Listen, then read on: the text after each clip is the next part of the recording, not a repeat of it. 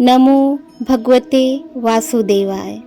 लीलाधर को तो हर समय लीला करने में ही आनंद आता है। भक्त के बुलाने पर भगवान गोकुल में गाय चराने वाले ग्वाले के भेष में ही आ जाते हैं। आज हम आपके लिए ऐसी ही एक मासूम भक्त की कहानी लेकर आए हैं। वह सोचता था कि भगवान श्री कृष्ण उसके बड़े भाई हैं। वह उन्हें बड़े प्यार से गोपाल भैया बुलाता था। यह कहानी उस विश्वास की है जो हमें ईश्वर से जोड़ता है। इस विश्वास की डोर इतनी पक्की हो जाती है कि ईश्वर को सभी परंपराओं मान्यताओं को तोड़कर भक्त के लिए भागकर आना होता है। ये कहानी सुनते समय अगर आंखें छलछला आए या हृदय प्रेम से गदगद हो जाए तो समझना आपके अंदर बैठे ईश्वर तक यह बात पहुंच गई। ऐसी कहानी, ऐसी कथाएं बहुत कम सुनने को मिलती हैं। तो आइए शुरू करते हैं। एक छोटा सा बच्चा था जिसका नाम था कृष्णा। कृष्णा को जन्म देते समय उसकी माँ गुजर गई थी। बाद में पिता का भी स्वर्गवास हो गया। बस एक बूढ़ी दादी थी। बेचारे दादी पोता बड़ी ही मुश्किल से जिंदगी जी रहे थे। जब कृष्णा 5 साल का हुआ तो दादी को उसकी पढ़ाई की चिंता हुई। उन्होंने एक गुरुकुल में गुरुजी से प्रार्थना की। गुरुजी निःशुल्क पढ़ाने के लिए तैयार हो गए, लेकिन विद्यालय जंगल के उस पार था। कृष्णा और उसकी दादी जंगल के इस पार वाले गांव में रहते थे। जंगल काफी घना और हिंसक जानवरों से भरा था। कृष्णा गुरुकुल पहुंचेगा कैसे, यही सोचते सोचते दादी लौट रही थी। साथ में कृष्णा भी था। तो दादी ने उसे रास्ते भर घर से विद्यालय तक का रास्ता दिखाती समझाती लेकर आई। कृष्णा को गुरुकुल जाने के लिए बहुत उत्साहित देख बूढ़ी दादी समझाती रही कि जंगल पार करना कितना कठिन है और कृष्णा को वो जंगल कैसे पार करना है। सुबह कृष्णा को पाठशाला जाना था। दादी का मन भर आया। दादी ने कृष्णा से कहा, अगर रास्ते में उसे डर लगे तो अपने गोपाल भैया को पुकारना। कृष्णा ने पूछा, ये गोपाल भैया कौन है? तो दादी ने कहा, यह गोपाल तुम्हारे दूर के रिश्तेदार का बड़ा भाई है।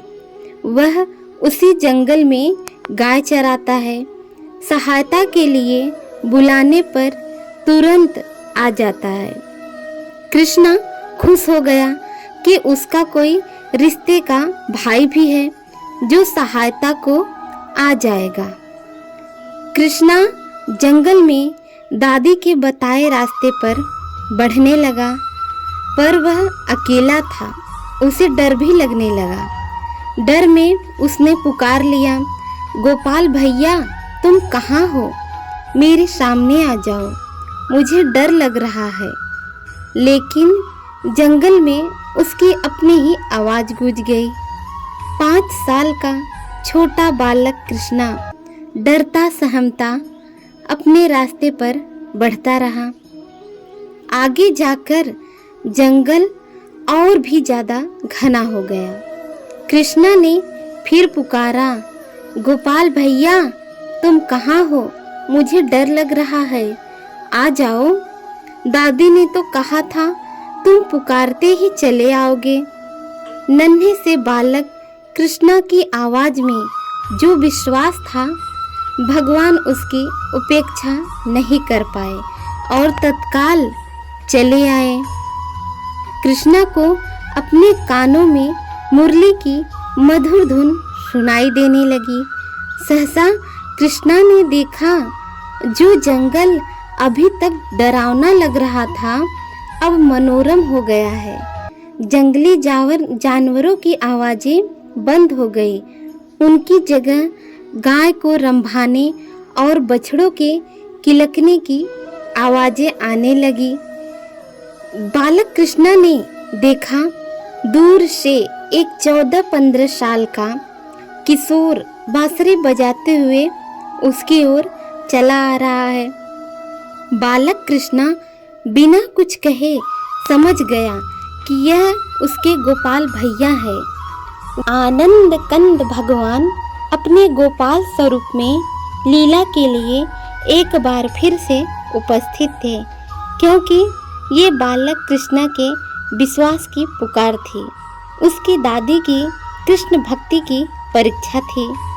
बालक कृष्णा दौड़कर गोपाल भैया के गले लग गया और उन्हें देखता रह गया।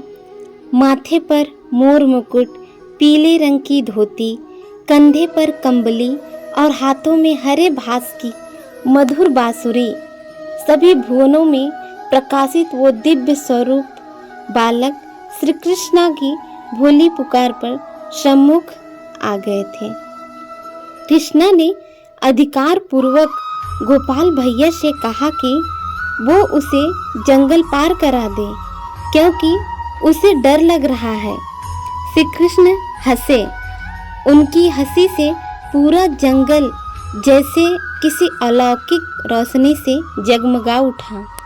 श्री कृष्ण बोले, छोटे भैया, मैं आ गया हूँ, तुम्हें किसी से डरने की जरूरत नहीं। उन्होंने कृष्णा को जंगल पार कराया।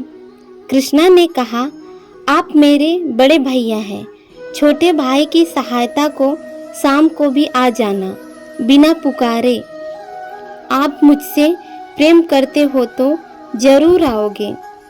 लीलाधारी ने चिर परिचित मुस्कान बिखेरी।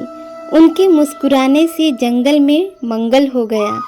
फिर वह बोले, कृष्णा, तुम अपने सारे भय को त्याग दो।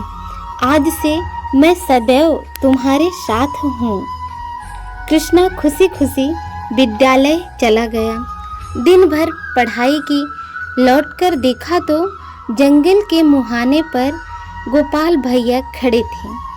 उनके हाथ में वही मुरली थी और उनके साथ वही सारी गैया और बछड़े थे। बालक कृष्णा अपनी सारी थकान भूल गया और दौड़कर भगवान श्री कृष्ण के पास पहुंच गया। गोपाल भैया मुरली बजाते हुए उसे जंगल के दूसरे मुहाने तक छोड़ आए। रास्ते में गोपाल भैया ने उसे पीने के लिए गाय का ताज़ा दूध भी दिया। उधर दादी दिन भर बेचैन कृष्णा की चिंता कर रही थी। शाम को उन्होंने कृष्णा को आते देखा तो जान में जान आई। उन्होंने पूछा कि आखिर तुम्हें जंगल में डर तो नहीं लगा? कृष्णा ने सारी कहानी बताई। दादी को लगा किसी चरवाहे ने कृष्णा को जंगल पार करा दिया होगा। वह तो सोच भी नहीं सकती थी कि स्वयं लीलाधारी भगवान श्री कृष्ण ही प्रकट हो गए थे। यह रोज का नियम हो गया। कृष्णा को गोपाल भैया विद्यालय से घर और घर से विद्यालय छोड़ा करते थे। एक बार विद्यालय में गुरुजी का जन्मोत्सव मनाया जा रहा था। सभी बच्चों ने तय किया कि वे अपने अपने योगदान से गुरुजी का जन्मोत्सव मनाएंगे। यहीं पर भोजन बनाया जाएगा। कृष्णा ने गोपाल भैया को भी जन्मोत्सव की बात बताई। भगवान ने भी कृष्णा के उत्साह को देखकर खुशी जताई। कृष्णा ने दादी से उत्सव के लिए पैसे या कुछ सामान देने की बात कही तो दादी ने बता दिया कि उनके पास कुछ भी नहीं है जो वो दे सकें। आस पड़ोस की दया से तो वो दोनों पल रहे हैं। कृष्णा दुखी हो गया। अगले दिन कृष्णा भारी मन से विद्यालय को चला। वह जाना नहीं चाहता था, लेकिन जन्मोत्सव में पहुंचना जरूरी था। रास्ते में उसे गोपाल भैया भी मिले, लेकिन उन्हें देखकर कृष्णा ने रोज की तरह कोई खुशी नहीं जाहिर की। भगवान से कुछ भी छुपा नहीं था। फिर भी भगवान ने भोले बनकर कृष्णा से पूछा, छोटे भैया तुम दुखी क्यों हो? तो कृष्णा ने अपनी गरीबी की व्यथा सुनाकर आंखों में आंसू भरकर रोने लगा। भगवान से देखा नहीं गया। उन्होंने एक छोटी सी मिट्टी की लुटिया में दूध भरा और कृष्णा को दे दिया। कृष्णा खुश हो गया कि चलो आखिर उसके पास कोई न कोई उपहार तो है, उसे खाली हाथ तो विद्यालय नहीं जाना पड़ेगा। गुरुजी की पत्नी को दूध की लुटिया जाकर कृष्णा ने दे दी। गुरुजी की पत्नी इतनी छोटी लुटिया को देखकर हंसने लगी। गुरु पत्नी ने दूध की लुटिया एक तरफ रख दी थी। बाकी के कामों में फंसकर उसके बारे में वह भूल गई थी। कृष्णा जानना चाह रहा था कि उसके उपहार का क्या इस्तेमाल किया जा रहा है, इसलिए वह बार बार झांक कर देखता कि दूध कहाँ रखा है। क्या इसे गुरुजी पिएंगे या किसी और काम में आएगा? गुरु माता से भोलेपन में उसने यह बात कई बार पूछ ली। इससे नाराज होकर गुरु पत्नी ने दूध की लुटिया उठाई और खीर के बर्तन में पलट दी। सोचा कि लुटिया अभी खाली हो जाएगी तो उठाकर दूर फेंक दूंगी। कृष्णा को भी ये संतोष हो जाएगा कि उसकी दूध की लुटिया का इस्तेमाल खीर बनाने में हो गया। लेकिन ये क्या, लुटिया में भरा हुआ दूध खाली ही नहीं हो रहा था। गुरु पत्नी ने घबराहट में चीखकर गुरुजी को बुलाया। वह अपने सभी शिष्यों के साथ वहां आ गए। सब ने देखा कि दूध की लुटिया ज्यों की त्यों भरी हुई है। उसे बार बार अलग अलग बर्तन में उड़ेला जाता, पर वह खाली ही न होती। उसके दूध से एक के बाद एक बहुत सारे बर्तन भर गए। अब तो बर्तन भी नहीं बचे थे, पर लुटिया खाली ही नहीं हुई। जिसने भी देखा वह हैरान है कि यह आखिर हो कैसे रहा है। कहीं यह कोई माया तो नहीं? कुछ भय भी हुआ।